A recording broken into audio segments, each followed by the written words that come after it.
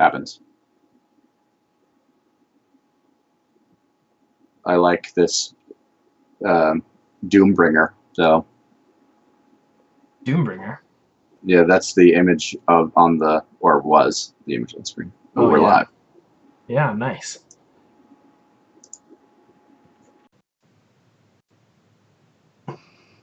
Okay, lovely.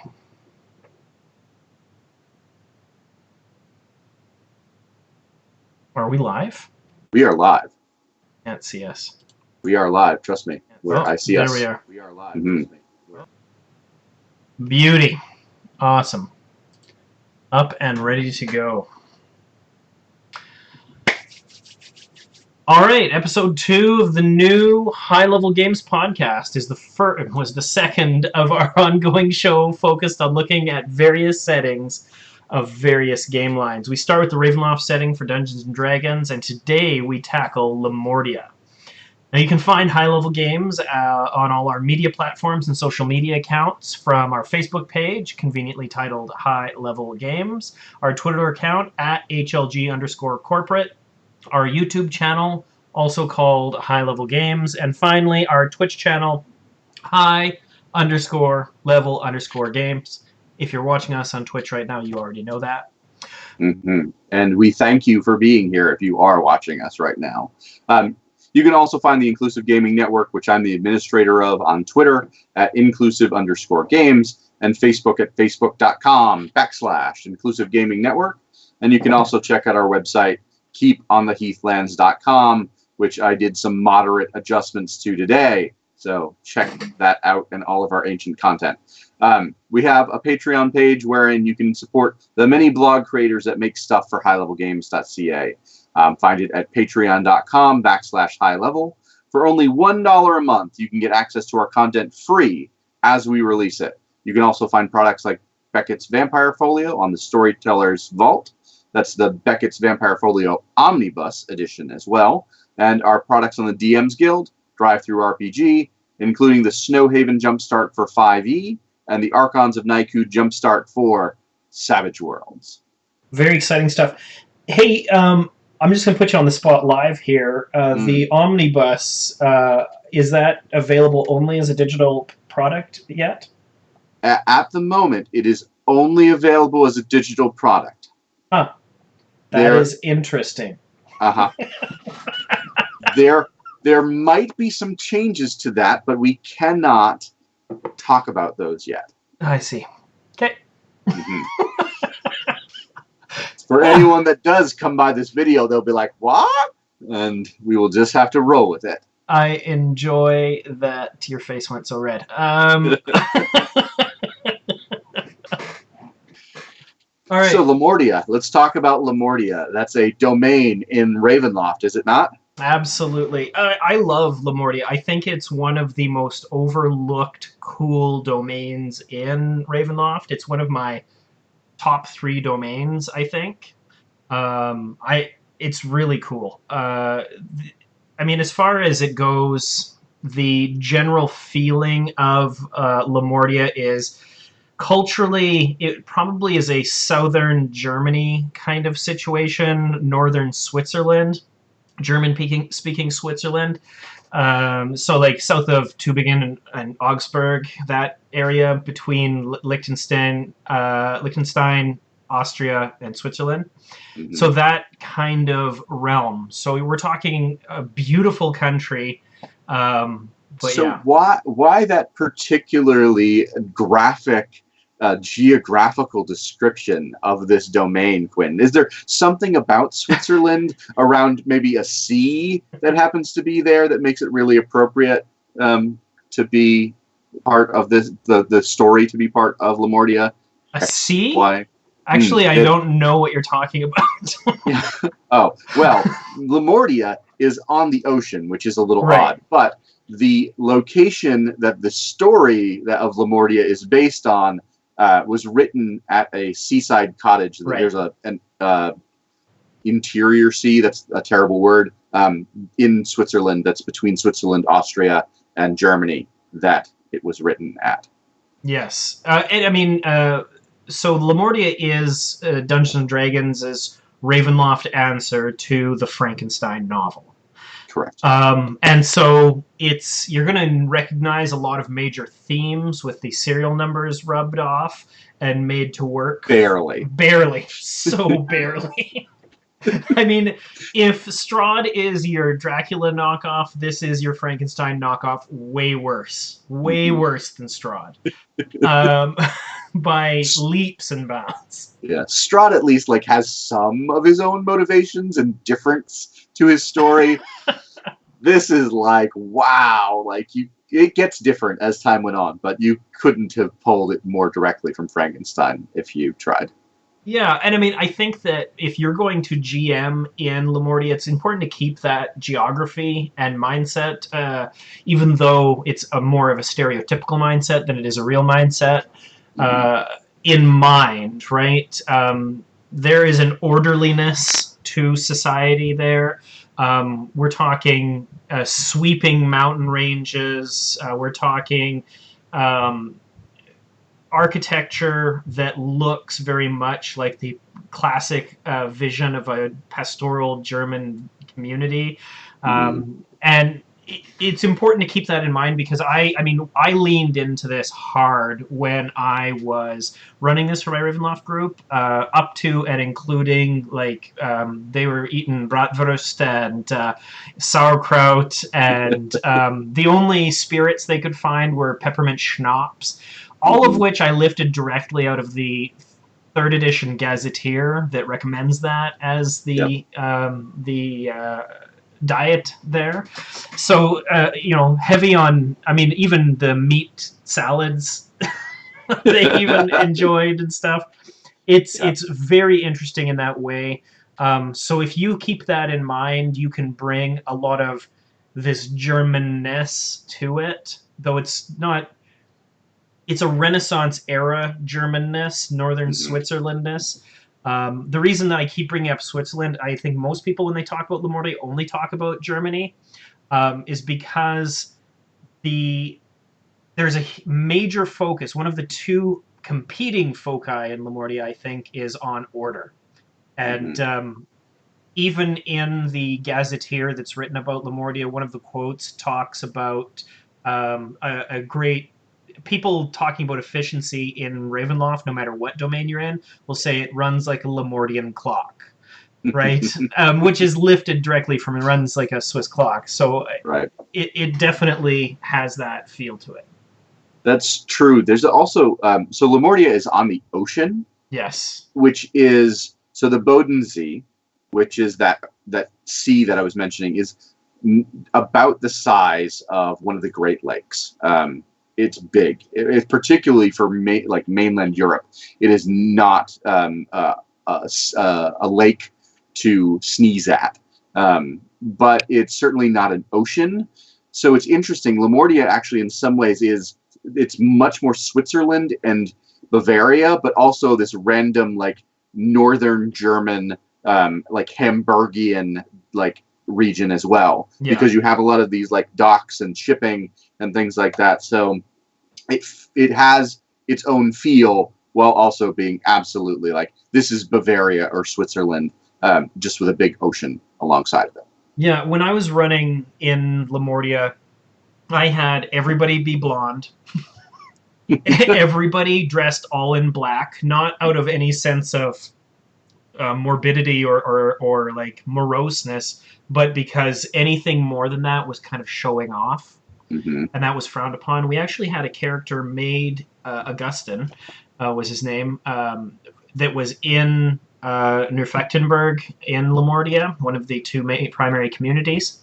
And his background was very much, he was trying to get his feet under him as a tradesman and riverboat captain, so that he could be worthy of the affection of his lady love. And the beautiful thing is about that was a lot of what his adventuring party did, because they were more medieval people, is they rolled into the inn and started ordering ale and like making a mess, and their boots were covered with mud, and they were disorderly, and they just embarrassed him so much just by kind of existing. And the community was unfailingly polite, which was hilarious, because what I did is they said, we'll bring everything to your room. And so anything they needed, tailors, baths, weaponsmiths, like anything that you'd normally walk around the town, they asked for them, and the innkeeper arranged for someone to go into their room and serve them. And they were like, this is living. And they're thinking, this is just so you don't embarrass us. Exactly. The innkeeper didn't want anyone to see them in the common room. Augustine didn't want to be known as the person that had all the barbarians with him. They really kept it to the point where they just hid the crazy relatives in the attic, right? So the interesting thing with that, the thing that I'll segue into with that is that it... Lamordia is a CL8, I think, domain. So in 3rd edition, they came out with these cultural levels, which I think are really, really smart as a marker, because some of the domains are Stone Age in their their technological technology. Yeah. And some are, like Lamordia, nearly Industrial Revolution. Yeah. Like this is late 1700s Switzerland, like science and technology were like the Renaissance had already happened. Technology's like picking up speed. Yes, there's these religious plain movements that have pushed back against them, which are some of those elements that you're mentioning in that society. But at the same time, technology is rolling along. Electricity almost exists, sort of. Plays into the Frankensteinian sort of element, and other elements of technology are really, really common in this setting, at least gunpowder and things like that. Yeah, so gunpowder is very common. I also, based on the source material, I also included steam engines. Now, steam engines were new to Lamordians, but they weren't, unheard of. Mm-hmm. Which that absolutely fits the theme of the setting. Which we've mentioned. It is the technological elements as well as what is life and what is humanity in that sort of setting where technology is just starting to be almost a competitor to mankind in a very early sort of sense for that idea. And it goes further than that. They are such an orderly, scientifically minded community that they don't believe in magic. Right. And they don't believe in the supernatural. It doesn't exist to them, which made the magic user in our group really upset. But in addition to that, in the old 3rd edition Gazetteer, they introduced a rule which I thought was really interesting. It was like the damper of reason, the something of reason. I can't remember what it's called, but it functionally gave you a 2% chance, not very big, but a 2% chance that anything magical you use, whenever you use it, that's items and spells, 2% chance it just fails. Yep. And you expend that spell slot or use that charge or whatever, but nothing magical actually happens. They never actually rolled so something didn't work. Just 2% isn't high. But I found that gave me a mechanical reminder as a GM to always be thinking of these people in this way. Mm-hmm. Really good. And there's a lot of room for playing up the absurdity that sometimes exists in Ravenloft. Now, I'm using absurdity not in a humorous thing, but it can be. Yeah. Insofar as no matter what you show them that's magic, they will have an explanation of why it's actually charlatanism or whatever. Right. And if you find someone, the rare person that actually believes in magic, they hate it. Yep. They think you're messing with things that you shouldn't be. Right. It's absurdity in the Camus sort of sense, not in the absurdity in that this is comedic. It's just a bit too much. I think if I remember right, the inclusion of that element, the 2% failure chance, comes from White Wolf's influence on the Ravenloft setting, being that they had a whole magic system where belief and paradox it would stop magic from happening. Right. So it's not too far off from that to get to what they've done in Ravenloft. Yeah, and a fun little anecdote about the disbelief in magic. We had a Lamordian character in our group, along with a relatively medium to high level magic user, and for I can't even tell you months of that campaign, it just happened. We didn't conspire to make it happen, but it just happened so that every single time a spell was cast, the Lamordian character was in another room. Of course. Or looking or dealing with something else or whatever. And it was hilarious because he kind of... It was actually a big moment when he kind of said, oh, maybe the magic user isn't just a charlatan. Because he really didn't like him. Right. For a long time. Because he kind of felt like he was misleading everybody. Because all Right. of his friends thought he was a real magic user. And he's like, he's got a tube with fireworks in his... It's hidden. It's sleight of hand. Like, that is amazing. yeah, it was really good. Okay, so we've talked a little bit about the domain in really vague ways, but why don't we talk about the domain through the lens of the Dark Lord, who may be the Dark Lord of Lamordia? So consensus is that it's Adam. Mm-hmm. Who is Adam? Yeah. So Adam is basically the Frankenstein monster. The backstory of this domain is that there's two creatures at the head of it, or at the heart of it. There's Dr. Mordenkainen. Mordenheim is someone else. Yeah. Right, there we go. Mordenheim, and he is this scientist, and he lived on the prime material plane somewhere, and he decided to try to create life in the very Frankensteinian model. So created a flesh golem made from corpses, and then tried to bring it to life using lightning and electricity, and lots of wild cackles into the night, and stuff like this. Right. What he didn't realize is that the dark powers had taken notice, and they gave that flesh golem true life. Not the mimicry of life flesh golems usually have, but true life, true sentience, by giving Adam Mordenheim's soul. So they both have a soul, but they share it. Mm-hmm. And so Adam comes alive. Mordenheim can't replicate his experiment, but starts to teach Adam and stuff. Adam becomes really, really obsessed with Mordenheim's wife, Elise. And as time goes on, he's really upset that he can't take part in human life because he looks like a monster. And eventually it leads to violence. Elise is hurt badly, put into a coma, on the verge of death, running away from Schloss Mordenheim.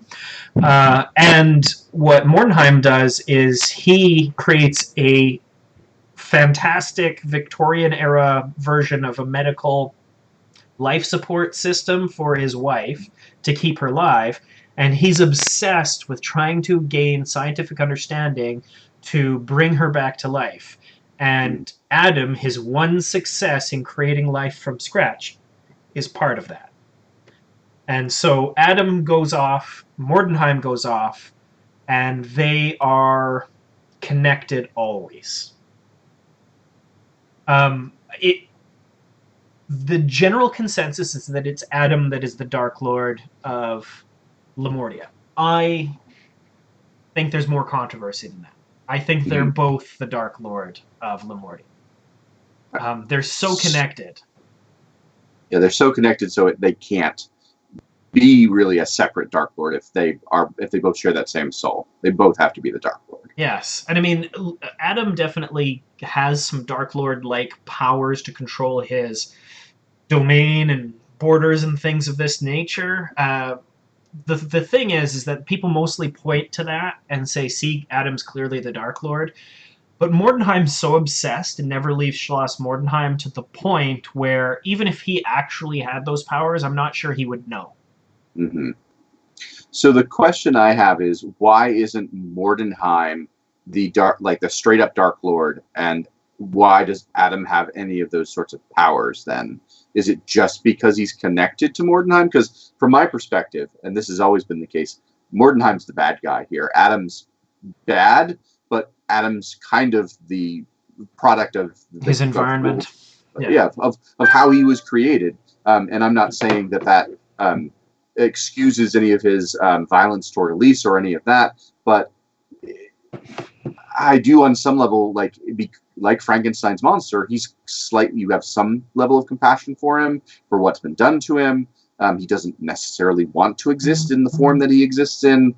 So it just makes me wonder, from a design standpoint, I would have said Mordenheim is the Dark Lord, but maybe there's something else there. I mean, maybe from a design standpoint, you definitely want Adam, who would take a more active interest in things, in anything. So maybe that's it. But I'm more comfortable with both of them being the Dark Lord. Adam certainly can seal the borders of Lamordia through calling up massive blizzards that are completely impassable. Mordenheim's never done that, but he functionally doesn't even leave Schloss Mordenheim unless absolutely necessary for his experiments. So it's tough to say.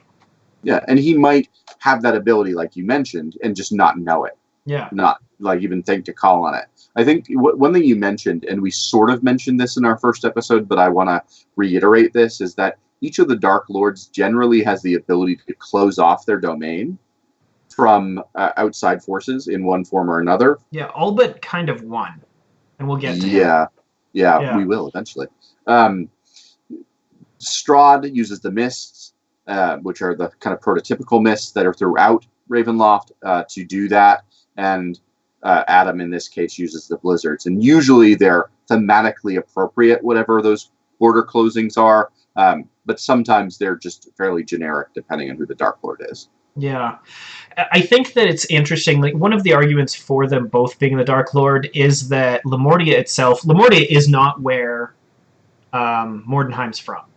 Right. And Mordenheim has not noticed. Well, what's weird, so I was looking through some of the information on Lamordia, and that's how it is written in some cases. And then there seems to be some indications where he was.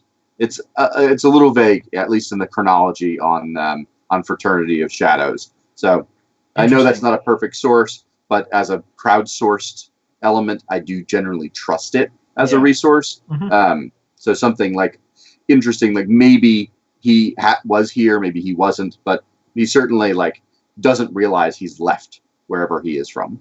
Sure, certainly. I can see that. I definitely think that both of Lamordia is a reflection of both of its masters, in my opinion.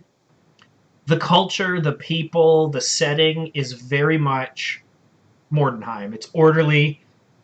Everything is technologically based. Magic is not a thing. All of these things scream Mordenheim, but its winters and even its summers scream Adam. Some of the effects of the weather. So in the winter there is worse than anywhere else. It's absolutely horrid. To the point where in 2nd edition, you had a 50% chance any given day in the winter. And if you're not playing in the winter in Lamordia, you're really missing out. Of there being an impassable blizzard. Right. And so if you're marching from here to there, you might just get trapped for 10 days, in a little lean-to, hoping your supplies work out. It was interesting when we played there. The characters in my group had more spells, had spell slots saved up for Endure Elements and Walk on Water in crazy amounts, because Walk on Water in 3rd edition allowed you to walk on top of snow as well. It was really, really important to them. They all learned how to cross country ski and use snowshoes, because that's how some of the secular government's troops move about. And even in the summer, they talk about hordes of black flies. Right, coming up, and these just feel like chaotic energy, kind of rage effects that speak to Adam. Adam is a ball of rage. And so those two things seem to be happening back and forth within the land, reflecting both of their personalities. I think that's that's a good point, that it's reflective of both of their personalities. But you mentioned something that I want to dig into, and this is a theme or an element of Ravenloft that I think is really important, is the setting. The physical limitations of the setting are incredibly important. They are so important from domain to domain that if you are not emphasizing the fact that players need to learn, or the players' characters need to learn these skills like snowshoeing and skiing, things that most D&D campaigns just kind of hand wave and not worry about. These things are the difference between life and death and a chance at success in your adventure in one domain to one domain. And if you're going from Lamordia to, say, brain's not coming to me, but there is one based on Louisiana and the Bayou. Serene. Yes, which I love. One of my favorites. Just the name escaped me. Moving from point to point should be a massive, like, brain explosion, because you're having to switch completely from one environmental issue to the other.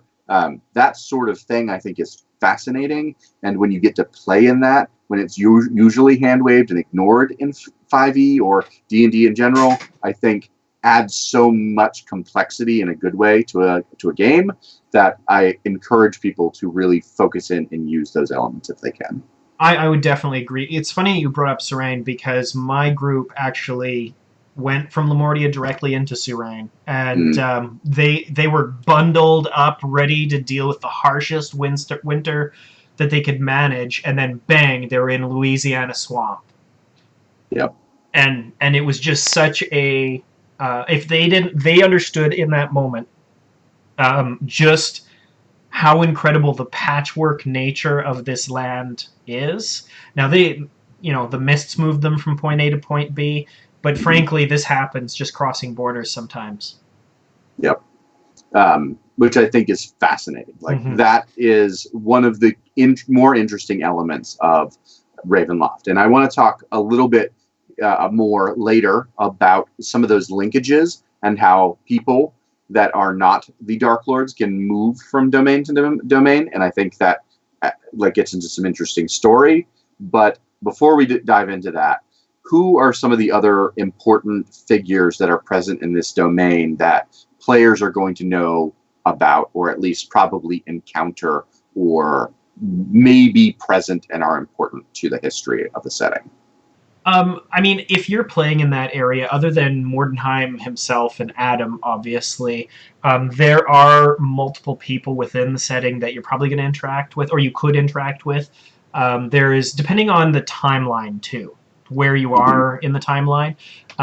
In 2E, you still had Baron von Albrecher. The Albrecher family is the ruling family of Lamordia. So this is an example where in our last episode, we talked about Barovia. The Dark Lord of Barovia is Strahd, who is also its temporal ruler, its government head. In this land, the Dark Lord and the temporal ruler have nothing to do with each other, right? So the Baron rules, but he's kind of a absentee Baron, which I guess you probably could be in literally the most law-abiding domain ever. He shows up more in adventures than most of the actual books or anything, and he has a great villa. He invites people into winter with him that are his favorite people, and on the good days in the winter, they go hunting and do stuff, and they go off with sleds pulled by reindeer, and it's pretty cool. And then on the bad days, they have this great big huge villa up in the mountains that they just batten down the hatches, and they have enough booze and food and warm fires to keep them partying. And he's just, when the passes all melt and are passable, he might do a tour of his two primary communities, pull in the taxes, see if there's any things he needs to deal with business-wise. But other than that, it's really hands off, which is Hmm. pretty easy for him. Later on, his daughter Greta becomes the temporal ruler. She's extant in the source material before that as his daughter, and she's always portrayed as being incredibly a little more hands-on and a little Hmm. more interested in developing her holding than her father was. So she's I think she's by far and away the more responsible and intelligent of the two figures. The Baron very much has this feel of this guy who inherited, probably should never have been a political head, but he really Right. just likes to hunt and he likes to hang out with his friends and stuff. And occasionally he makes a couple of decisions, but I think that um, even though he's very mild compared to some temporal rulers you'll see in Ravenloft, I think his people would mostly be scandalized by his behavior, even as Right. mild as it is. Right. Yeah, because he's a Jägermeister. He is a hunter before anything else, and he Yeah, is like he would enjoy a hearty drink before he would go to work. yeah. He's not a big worker, No. and that is like the opposite of everything else that Hmm. Lamordian society is like. And I think that is definitely something you can lean into as like there's tension between the people and between him, and they're like, I don't really like you, but you're the Lord. So we've got to just deal with the fact that you're who you are. I do want to bring up a couple of really interesting things that show up in some 2E adventures. Hmm. So there's a series of mountains called the Sleeping Beast Mountains in Lamordia, and you find out in an adventure in 2E called Wrath of Adam, I think it's called. Yep. Adam's Wrath. Adam's Wrath. You find out that at the bottom of the Sleeping Beast Mountains, there's actually a powerful demon. It's not a Baylor. It's like one step below a Baylor, Hmm. which is beyond anything most lower level adventurers can deal with. But it's literally asleep underneath the mountain. On top of the mountain, there is a monastery, and this monastery has actually been taken over by flesh golems that Adam himself, who's hyper intelligent as well, has created, and they think of Adam as a terrifying god figure. Because sometimes flies into rage, he just shows up, flies into rage, and destroys some of them Right. for no reason. And other times he comes and tries to teach them things and stuff, but they don't have the same spark of full consciousness that he does. But they're a little more advanced than your average flesh golem. They actually are trying to live in this monastery that they've taken over. It existed there before they were there, and they try to create a weird society of their own, which includes they try to create a religion to follow where they put together they Frankenstein together a whole bunch of Hmm. religious symbols, and they're Right. just like, why wouldn't our divinity be like us? Which is interesting. That being said, they live a mockery, and it's a horrible gothic horror mockery of life. So if you're in that place, they'll try to make food because they know that living things should have food, but they don't really understand it. And so you'll just walk into where the kitchen is, and it's rotting meat and hacked apart body parts, and it's awful, but for no reason. There's no reason for it for them, but they're trying to figure this out. Right. The last one is the soldiers of the von Obreckers that you might run into. I found this fascinating because the population of Lamordia is between 3,200 and 4,000, depending on the source material. So it's Hmm. very sparsely populated, and most of those people live in two separate communities. Um, so functionally, from the perspective of how much of a military force can they actually put together, it's not much. Right. But you can honestly think like the von Obrecker probably has standing professional soldiers in excess of 30 to 40 people, Right. right? But Maybe 100 when things get really bad. yeah, I mean, I don't I think if they're in war, they could probably pull in and arm 10% of their population pretty quickly, Right. right? And they would be pretty disciplined troops, you'd imagine. But the professional soldiers, they're interesting because they'll go out in two-person teams, one with the musket stick that slams into the ground and has a V-shaped fork, and the other one with a long musket or a blunderbuss or a Mhm. combination of those weapons, and they'll ski from place to place doing patrols, even in the winter. With huge packs on, with a lot of supplies, and often with Saint Bernards. That's cool. So that two-man team style is actually, I think, Swiss, not Swiss, Swedish Oh, is it? in origin, because it sounds very familiar to me from the Swedish mercenaries of that era.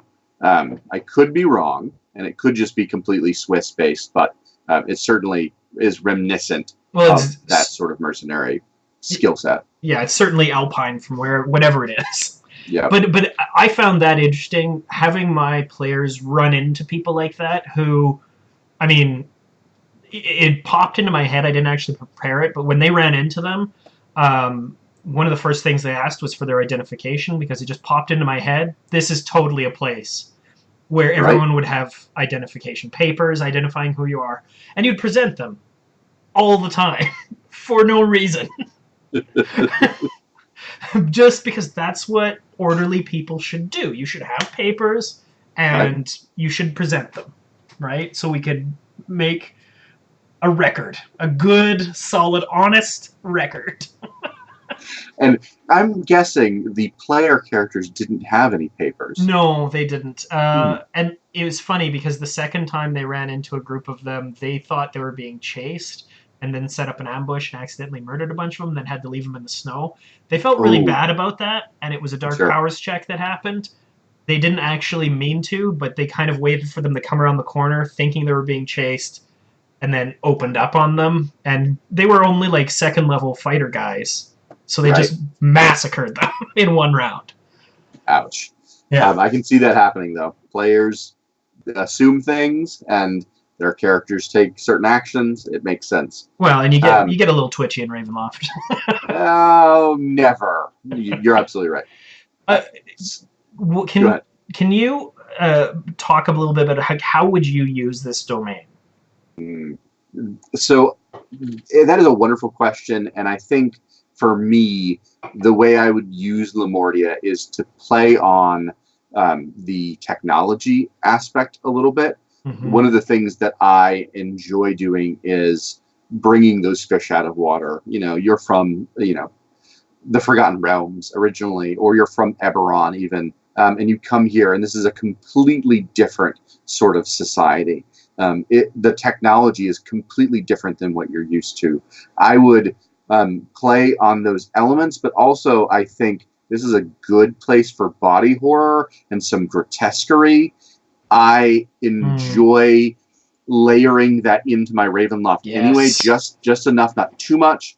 But this is the place where, when you're mentioning the flesh golems before, this is the place where you should walk into a slaughterhouse that's maybe just for pigs or something like that, but it should be visceral. And then you walk into somewhere else and it's like, oh, I'm in that same sort of slaughterhouse, but wait, those aren't pigs. That's a different type of long pig. And that sort of thing plays so well here in Lamordia, and it should be a bit of that like monstrousness, that cannibalistic sort of sense, alongside this attempt to be civilized and ordered and focused. Having those two as like comparisons in this domain, I think, would be perfect, and those are the types of stories that I would lean into here. I really like that. I think that one of the things I like most about any campaign is smacking my players in the face with a brand new culture anyways, and Lamordia is really handy for being radically different from what most people have ever encountered in Dungeons and Dragons, right? Yeah. With its technology level, with its... honestly, I think if you did the actual study and looked at how many campaigns that have ever been run from the beginning of D&D till now, the percentage that occur in winter, or where winter is a major theme, are probably incredibly small. Yep. right? Yeah, look at the success of the Snowhaven campaign. I think because snow and ice, like, there's a percentage, but it's lower than the sort of classic lovely weather that you would see in, say, the Forgotten Lord of the Rings or something like that, where generally most of their trip was fairly good weather. Yeah, absolutely. And I think that throwing that into your players' faces is really important. I think that so let's talk about a little thing that might be problematic from some players and some groups is that there is a ongoing theme in many places in Ravenloft of xenophobia. Sure. Right? And it's present in Lamordia, it's present in Barovia, it's present in a lot of places. Now, here's the deal. If you are not interested in exploring those themes in your game, you can jettison it, you're not losing money. Right. Right? If you are interested in exploring some of those themes in a way, you know your table kind of thing, you know what might get under people's skin or they might not be comfortable exploring at the table or dealing with, then there is some stuff there that can be really interesting to look at, especially insofar as demi-humans and non-human creatures. If you are part of a civilization that does not believe in magic, having a gnome in your group is startling. Right. We had a gnome in that group, and they kind of explained it away as birth defects and stuff. But people were still like, what is going on here? Every time that person would kind of come out into public in Lamordia, there was a sense of what's going on? What's wrong with that person? And now I haven't done this with Lamordia, but it would be even more interesting with something like an elf or a dragonborn, and heaven forbid a tiefling. A tiefling, right? Oh my goodness. I mean, that would wreck people's brains, right? I can't. You'd have to think through very carefully at your table what you'd want to do with that. But I mean, if anything's going to rouse the people of Lamordia into a hostile mob, it might be a 7-foot dragon humanoid that walks into their town that can breathe lightning. Yep, for sure. Or something that looks literally like a demon, right? It's interesting to me. That would be interesting to explore. It has been interesting in my experience to explore. I totally get if it's not interesting at your table. Yeah, that's one of those things that I can see if people are comfortable with it, certainly a good space for it. And I recommend, while this is not a Dungeons & Dragons product, to pick up Harlem Unbound if you are interested in a game that teaches in some helpful ways how to engage with that sort of story in a way that I think is healthier for players. Chris Spivey created some rules and some guidelines that I think would work in this sort of setting, actually. While that has a very different focus, I think it could be applied here in a way that players would be comfortable with. Hells to the yeah. So while we've talked about like how to use the domain, there is some interesting history here I want to talk about real quick, and that is this idea that people from another domain, another adjoining domain, actually ended up invading Lamordia at one point. Yes. And this happens really rarely in Ravenloft, but there are a couple domain-to-domain wars that have happened. And that crosses into a weird sort of space where, wait, I thought they were separate, but they are connected enough that things like this can occur. Yeah, and it's interesting in the development, like the chronology of the setting, because theoretically what happens is Ravenloft for a time was just Barovia. Mm-hmm. And then the mists part, and there was a new land attached, and everybody in Barovia just talked about it as though it had always been there. Only a few select people knew something had changed. So Strahd, for example, knew something had changed. But there, if you would have a chronological maps of Ravenloft, it would look different over time. And one of the realms, which we're going to talk about on a future episode, is called Falkovnia. And I won't go too much into them, but let's just say that they've invaded every one of their neighbors at some point or another. Right. And some several times. Yes. They're a very warlike place. And they're an early medieval level.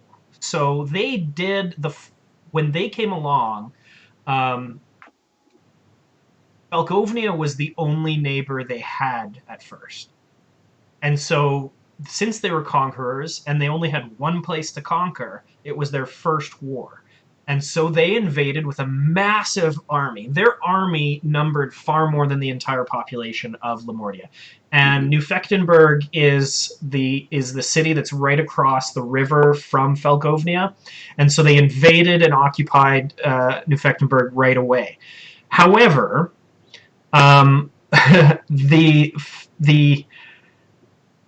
the interesting thing about Lamordia is twofold. One, it had way better technology. And so they could fight back hard. And the Falkovnians, when roused, were effective fighters. Mm-hmm. And they used muskets and blunderbuss and firearms, pistols, bombs, cannon to fight back, which, in comparison, we're talking knights on horseback and catapults. Right. But that still wasn't quite enough. What did end up happening is they got trapped in New Fechtenberg when winter set in, and they couldn't move. Then the storms came and battered them to the point where they had to retreat in order to not be completely wiped out. Now, interestingly enough, the very practical Lamordians at this point in history just opened up trade negotiations with Falkovnia, their nearest neighbor. And so they just immediately said, okay, so let's give you trade. And so they are the primary supplier of good iron and steel products to Falkovnia. So if a Falkovnian stabs you with a sword, that's almost certainly Lamordian steel. Right. There's something to be said about that sequence of events, and I particularly love that trade negotiation move because that's such a Swiss sort of thing. Oh, you've invaded us. How about we trade? And it fits the setting so well for them to be just like, well, we don't care about the outcomes of these things that we do because they're not happening to us, they're happening outside. That plays into some of that xenophobia, but also some of these, like, what are the cultural impacts of that sort of mentality to, oh, it happens, on the other side of the Alps, whatever, it doesn't matter to us. Exactly that. I mean, and it is interesting if you move forward the timeline and you assume Greta as the ruler and a more hands-on approach and a more developed nation with a more singular national will, if you will. It is interesting because Lamordia is the pinnacle of technological achievement in the realms of Ravenloft.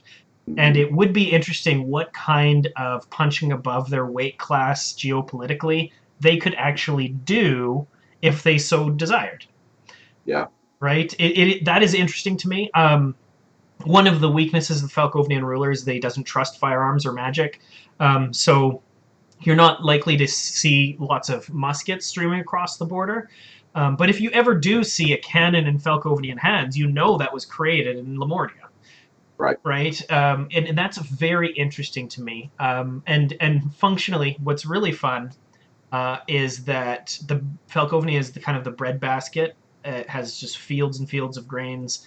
And so a lot of that comes north into Lamordia, which they then turn into beer. Yeah.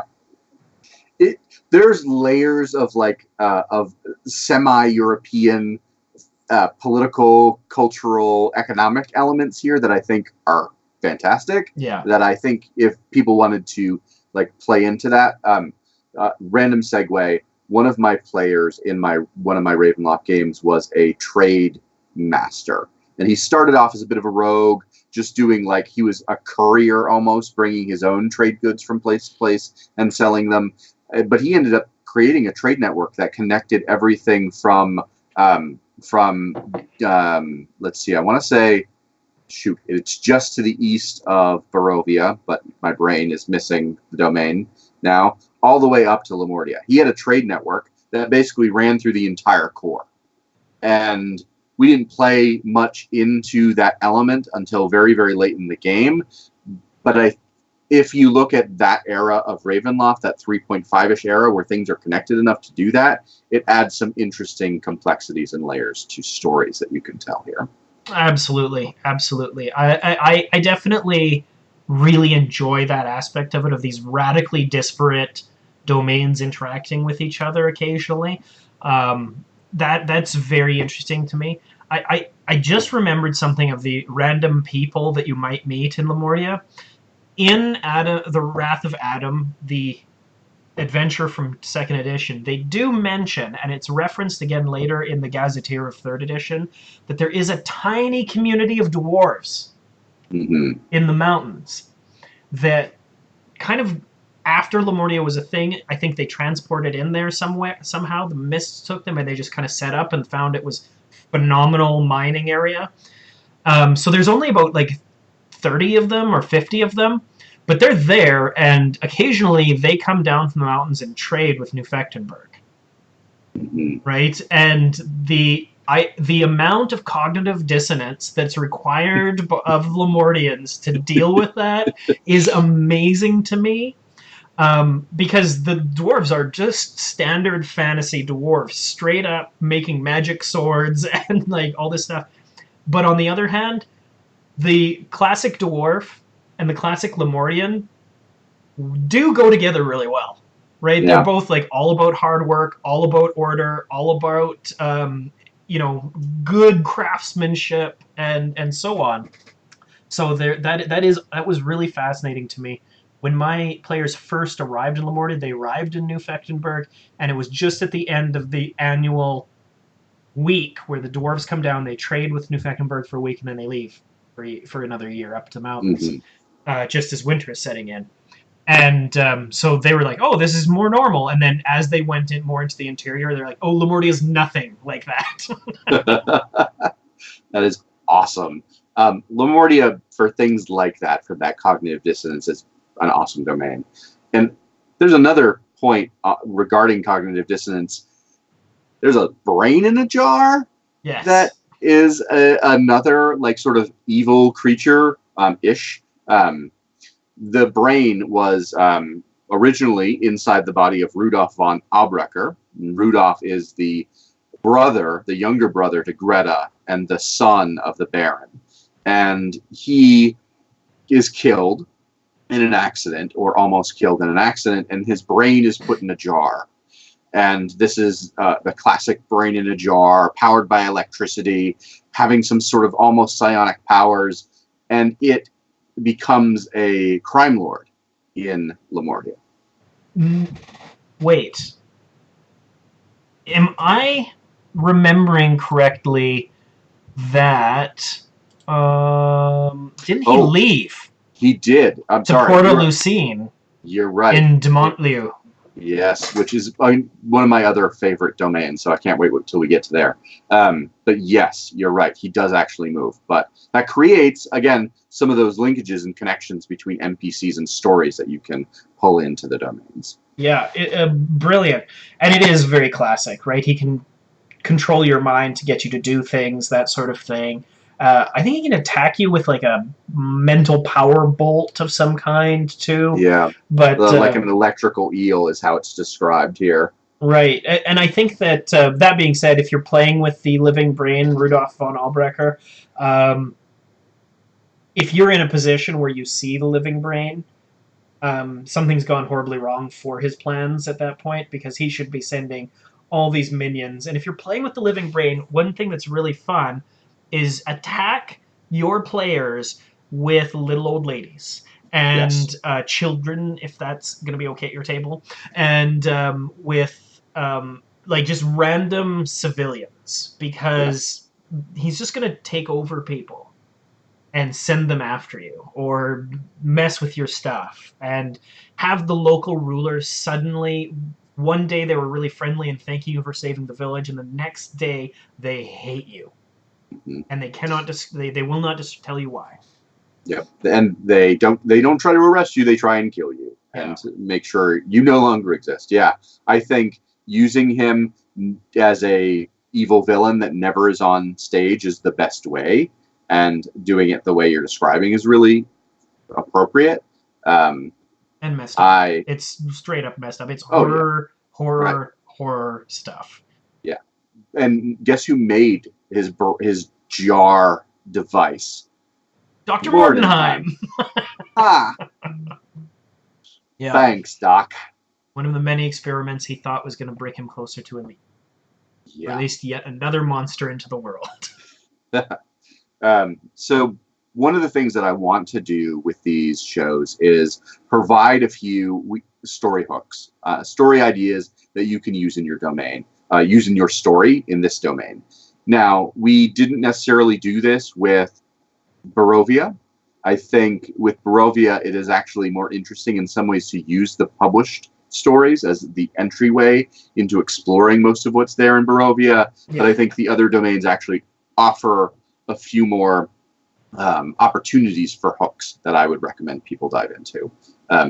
So one of the ones that I thought of that I think is really interesting is that someone else is making mini golems that are terrorizing people at night in one of the major towns. And this actually... Do you mean flesh golems? Because I suddenly thought of children versions of flesh golems, and it was the most terrifying image in my mind.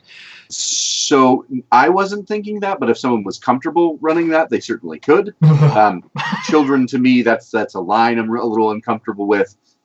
It depends. But in this story hook idea, Adam is actually really angry about this. He believes that only he should have the ability to make creations like this. He has to deal with Mordenheim doing his experiments, but this is someone else. And who thinks that they have the right to interfere in what he has ownership over? And he actually reaches out to the characters to help him find who is doing this and to destroy them. Yes. And I love the tension there. Like when you have a villain approach the characters, this is something I love doing, particularly in Ravenloft. Then they have to decide, do I work with this villain to get this other villain? It's a huge moral crisis. And Adam is a fascinating person to deal with because he's cultured and hyper intelligent. He just happens to be trapped in this monstrous body. But he has an insane temper that sometimes he might just fly into a rage and kill someone. Yep. And as soon as he does it, he might be fine again. But that's just who he is as this tortured rage monster of a being. When I've had him speak to my players, it has been really interesting because, first of all, my players were, I think, 4th or 5th level when they interacted with him, and he was just so much more powerful than them. He could just destroy the entire group at any moment, and it wouldn't have been anything. They ended up fighting him twice, and both of those were running, chasing him, trying to chase them down, and them doing everything they could to slow him down as they tried to get away. Right. It was really fascinating. Yeah, go ahead.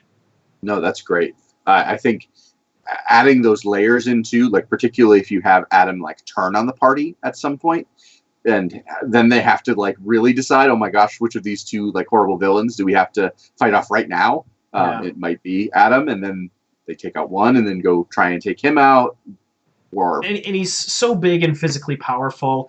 If you were to make him in 5e, he would definitely have multiple legendary actions.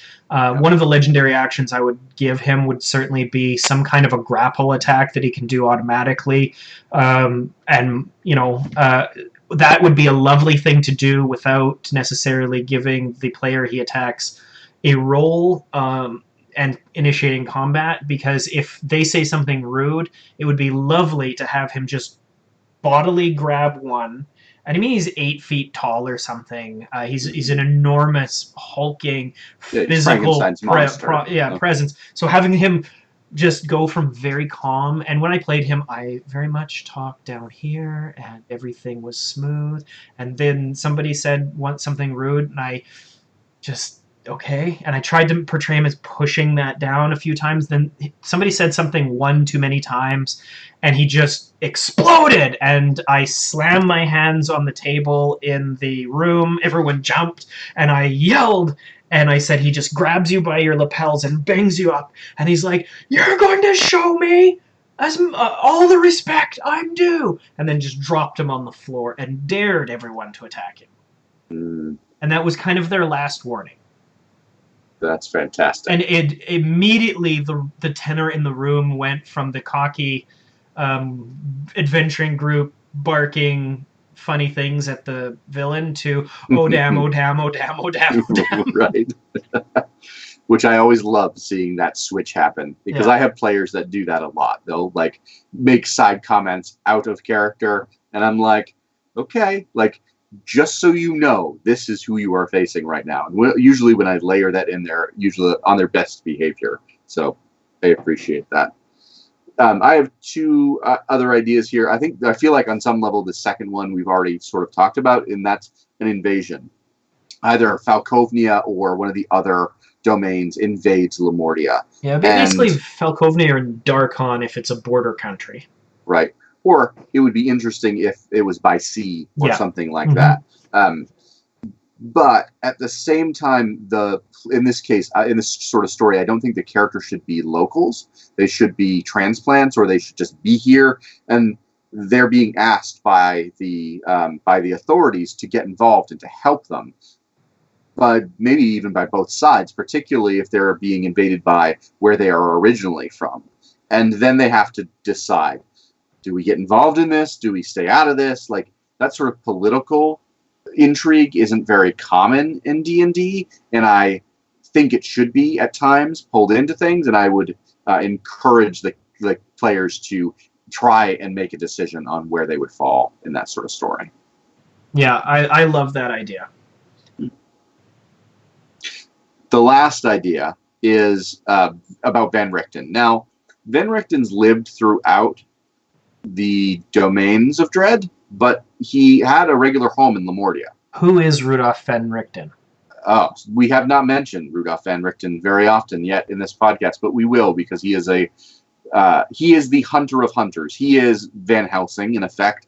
He has created in world a list or a guide to destroying the various monsters that make up all of the domain of Dread. And vampires, golems, demons. I'm trying to just think of like everything. Van Richten's Guide to Ghosts, Van Richten's Guide to lycanthropy or rare beasts or something. Yeah. I think it was lycanthropy, Yeah, different things like that.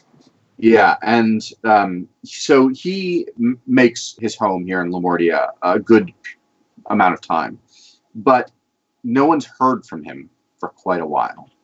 And he has two nieces, I think. I don't think they're his daughters. They might be his daughters. There are two women that have taken up his mantle in the 3.5 material, but in this story, Van Richten has fairly recently gone missing, and the players have to track down where he might have gone, which is a great... Now you've got to track throughout the entire D of Ravenloft to attempt to uncover where Van Richten might have gone. I really enjoy that too. The idea of creating a mystery with trying to save this famous person who's a real beacon of light and hope within this dark world. Trying to find him, and to really, that's a great way to have someone traipse through the realms, following after clues, building up to a big bad evil guy. I really enjoy that. Yeah, for sure.